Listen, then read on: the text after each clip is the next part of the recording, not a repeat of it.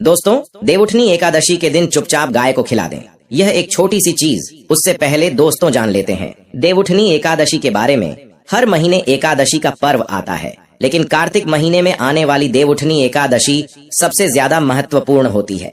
देवउठनी एकादशी तिथि भगवान विष्णु को समर्पित है। माना जाता है इस दिन भगवान विष्णु का व्रत करने से और उनकी पूजा करने से सभी पाप का नाश हो जाता है और मोक्ष की प्राप्ति होती है। कार्तिक का महीना 23 अक्टूबर से शुरू हो गया है। कार्तिक माह के कृष्ण पक्ष की रमा एकादशी और शुक्ल पक्ष की देवउठनी एकादशी दोनों ही बहुत महत्वपूर्ण मानी जाती है। आइए जानते हैं इस साल देवउठनी एकादशी 2024 की डेट, पूजा मुहूर्त। दोस्तों, कार्तिक माह के शुक्ल पक्ष की एकादशी तिथि की शुरुआत 11 नवंबर को शाम 6:46 से होगी। वहीं इस तिथि का समापन 12 नवंबर को दोपहर 4:14 पर होगा। ऐसे में देवउठनी एकादशी व्रत 12 नवंबर को किया जाएगा। इस देवउठनी एकादशी का क्या महत्व होता है दोस्तों?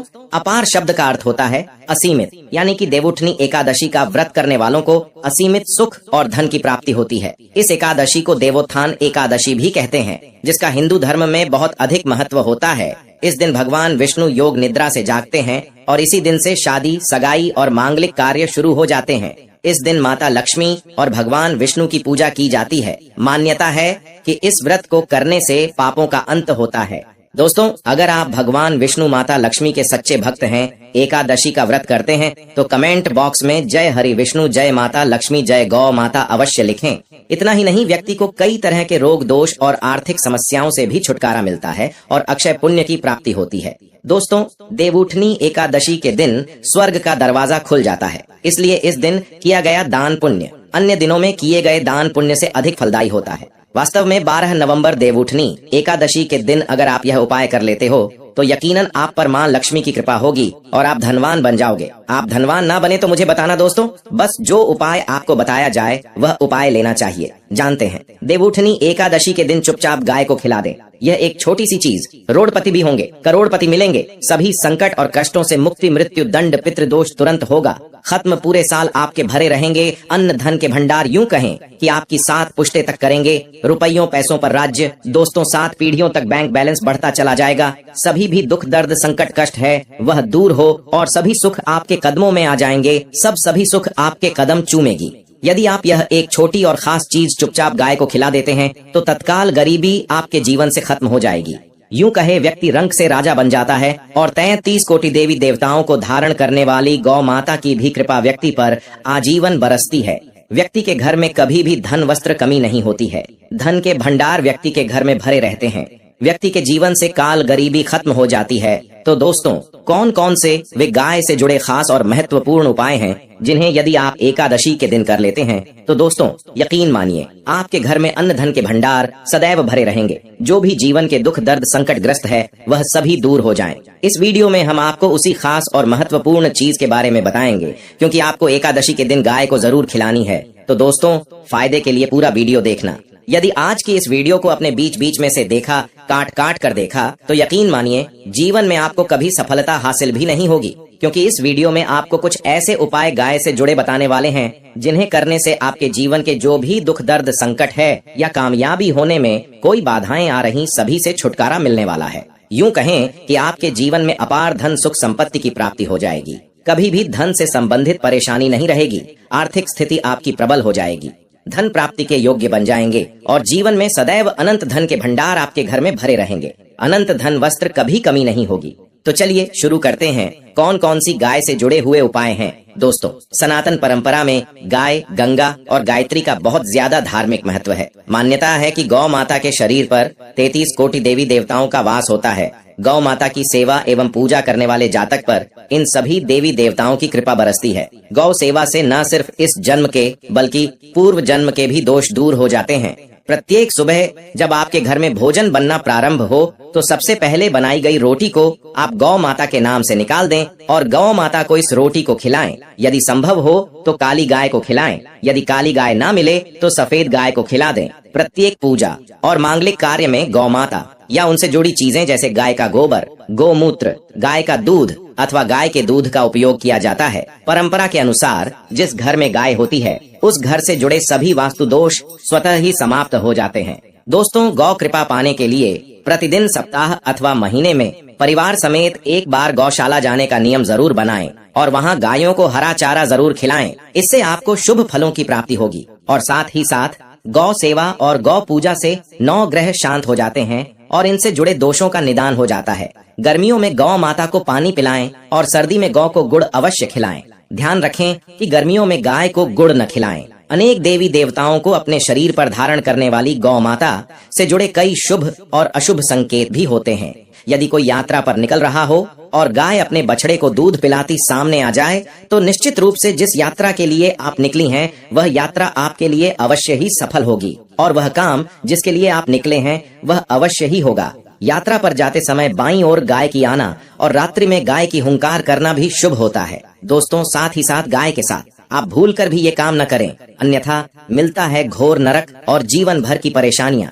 यह दोस्तों, साथ ही साथ जो लोग पानी पी रही गाय को भगाते हैं वे घोर पाप के भागी बनकर नरक भोगते हैं, ऐसा पुराण में बताया गया है। जबकि जो लोग गाय के लिए प्याऊ और चारा बनवाते हैं वह महाभाग्यवान होते हैं। ऐसे लोग घोर पाप से मुक्त होकर स्वर्ग पा जाते हैं और बड़े ही धनवान कुल में जन्म लेकर सुख भोगते हैं। और साथ ही साथ आराम कर रही गाय को कष्ट देकर कभी भी उठाना नहीं चाहिए। कहते हैं कि जिस स्थान पर गाय बैठी है वहां से नकारात्मक ऊर्जा समाप्त हो जाती है। गाय के रहने की जगह को जो लोग नियमित साफ रखते हैं वे पूर्व जन्म में किए गए जाने अनजाने में पापों से मुक्त हो जाते हैं और गोलोक में स्थान पाते हैं। गाय को डंडा मारकर उठाना, पानी डालकर उठाने से मनुष्य पाप का भागी बनता है और अगले जन्म में उसे दर दर भटकना पड़ता है। और साथ ही साथ शास्त्रों में बताया गया है कि गाय का दूध उसके बछड़े के लिए होता है। गाय के बछड़े से बचा हुआ दूध ही मनुष्य को लेना चाहिए, परंतु कुछ लोग गाय से एक बार दूध लेने के बाद फिर से बछड़े के लिए बचा हुआ दूध भी दोह लेते हैं। ऐसा करना महापाप कहा जाता है। ऐसे दूध को निकालने वाला और ग्रहण करने वाला दोनों ही पाप के भागी बन जाते हैं। दोस्तों, साथ ही साथ शास्त्रों में कहा गया है कि गोवंश यानी गाय और बैल की पीठ पर नहीं बैठना चाहिए।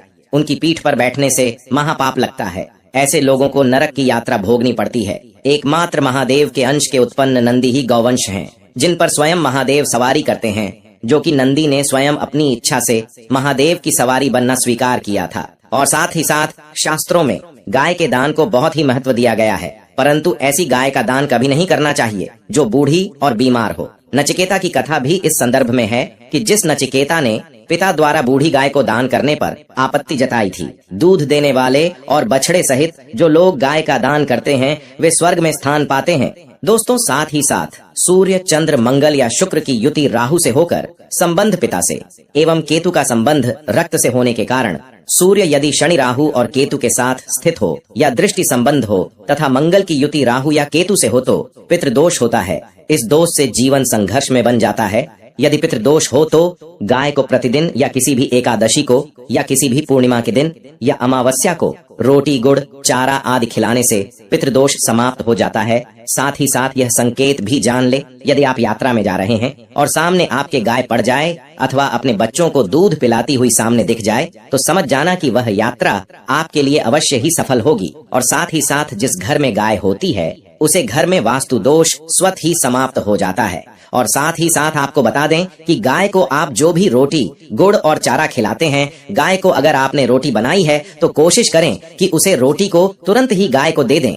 अगर आप उसे रोटी को रख देंगे और उसे रोटी को अगले दिन देंगे तो वह रोटी बासी मानी जाएगी। गाय को कभी भी बासी रोटी ना दें, इससे घर में नकारात्मक ऊर्जा वास करती है और जो भी कार्य आपके बनने वाले होंगे वह कार्य भी आपकी बिल्कुल भी नहीं बनेंगे। इससे आपके घर में हमेशा दलित देवता का वास रहेगा और आप जिस भी कार्य को करेंगे उसे कार्य में आपको हमेशा असफलता ही हाथ लगेगी। इसलिए कोशिश करें कि गाय को रोजाना रोटी बनाकर खिलाएं और रोटी को बिल्कुल ना रखें।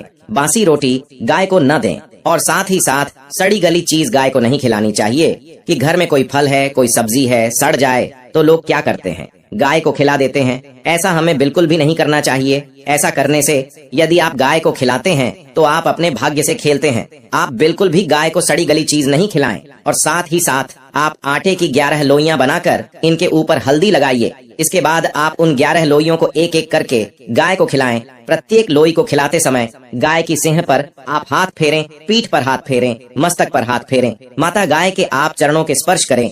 यह दोस्तों ऐसा करने से आपके समस्त कार्य बनने लगेंगे। जो दुख का समय चल रहा है वह भी समाप्त होगा आपके जीवन में खुशियां ही खुशियां होगी। और एक बार आप 7 बार गाय की परिक्रमा भी कर लें तो आपके समस्त कार्य पूर्ण होंगे। और साथ ही साथ आप गाय को जब भी रोटी दें, रोटी पर या तो आप थोड़ी सी हल्दी लगा लें या थोड़ा गुड़ रख लें। अगर गुड़ ना हो तो थोड़ा आप मिश्री रख सकते हैं, थोड़ा घी रख सकते हैं। दोस्तों, गाय को कभी भी सूखी रोटी ना खिलाएं। सूखी रोटी मतलब गाय जो रोटी खिलाएं उस पर कुछ न कुछ रख कर खिलाएं। हल्दी रख लें, गुड़ रख लें, मिश्री रख लें या जो भी रख ले, लेकिन खाली रोटी नहीं खिलानी है। आपको ध्यान इस बात का रखना है दोस्त, गाय के अंदर सभी देवी देवताओं का निवास माना जाता है।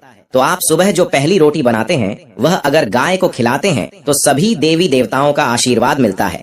गाय को गुरु के साथ जोड़ा गया है, यानी गुरु ग्रह के साथ, बृहस्पति ग्रह के साथ। इसलिए एकादशी के दिन गाय को रोटी पर एक छुटकी हल्दी डालकर खिलाए तो सुख संपत्ति धन ऐश्वर्य बढ़ता है।